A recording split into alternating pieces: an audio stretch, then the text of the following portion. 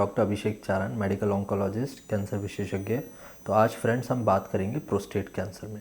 Prostate, पहली बात होता क्या है? प्रोस्टेट एक ग्रंथि होती है जो सिर्फ मेल में पाई जाती है। ये विद एज बढ़ती रहती है। प्रोस्टेट ग्रंथि हमारा जो यूरेथ्रा होता है जिससे हम यूरिन पास करते हैं उसके सराउंडिंग होती है, और विद एज 50 के बाद में ये ग्रंथि धीरे धीरे बढ़ती रहती है। और ये नॉर्मल फिनोमेना है, इसमें कुछ भी अबनॉर्मेलिटी नहीं है। बट जैसे जैसे बढ़ती रहती है तो कई बार ये कैंसर का रूप ले सकती है। माना जाता है स्टडी के मुताबिक 75 साल की एज में हर चौथे इंसान को प्रोस्टेट का कैंसर हो सकता है।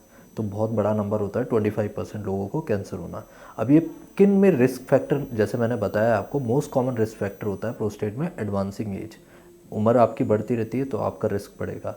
स्मोकिंग से और बढ़ता है दूसरा। और कुछ हेरिडिटरी सिंड्रोम्स होते हैं, BRCA1, BRCA2, और उन हेरिडिटरी सिंड्रोम्स में भी प्रोस्टेट कैंसर बढ़ सकता है। अब आते हैं कि ये प्रेजेंट कैसे करता है, आपको पता कैसे लगेगा कि आप रिस्क में आते हैं कि नहीं।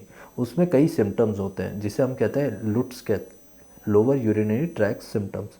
उसमें पाया जाता है जैसे आपके यूरिन अच्छे से पास नहीं होना, आप बार बार यूरिनेशन करेंगे फिर भी आप कंप्लीटली एम्प्टी नहीं कर पाएंगे, और कई बार आगे चल के अगर आपकी यूरिन में ब्लड आ जाए या आपके बैक एक होने लग जाए तो ये सिम्टम बताते हैं कि एडवांस स्टेज का आपको शायद प्रोस्टेट कैंसर हो सकता है।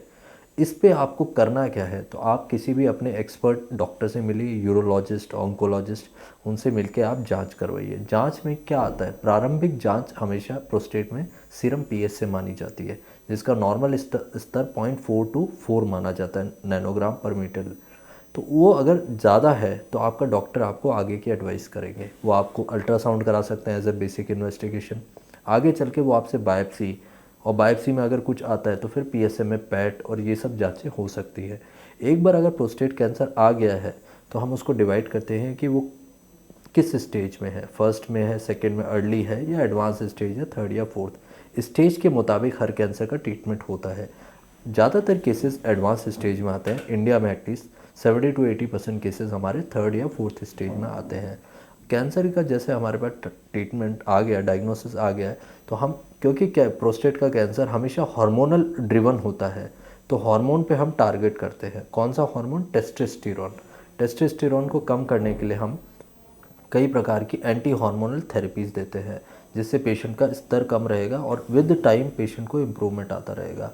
कई बार डिजीज़ का लोड बहुत ज़्यादा होता है तो हमें कीमोथेरेपी डायरेक्टेड ट्रीटमेंट भी देना पड़ता है, जिससे पेशेंट का डिजीज़ लोड कम हो, सिम्टोमेटिकली बेटर हो, और पेशेंट में काफ़ी इम्प्रूवमेंट देखा जाता है।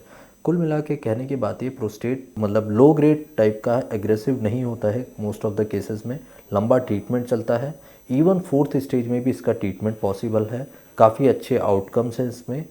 इससे घबराने की ज़रूरत नहीं है, और इससे इतनी लाइफ भी हैम्पर्ड नहीं होता है, इतना एग्रेसिव ट्रीटमेंट नहीं होता है। इसको स्क्रीन भी करा जा सकता है, हालांकि वो वैलिडेटेड नहीं है स्क्रीनिंग मेथड। उसमें नॉर्मल सीरम पीएच से एडवांस स्टेज अबव 60 या 65 कई एजेंसीज और कई गाइडलाइन सजेस्ट करती है, but it is not validated yet. तो वो भी आप कर सकते हैं। तो प्रोस्टेट कैंसर से घबराना नहीं है, इलाज कीजिए, उसके सिम्टम को समझिए और ज़रूर डॉक्टर से मिलिए। Thank you.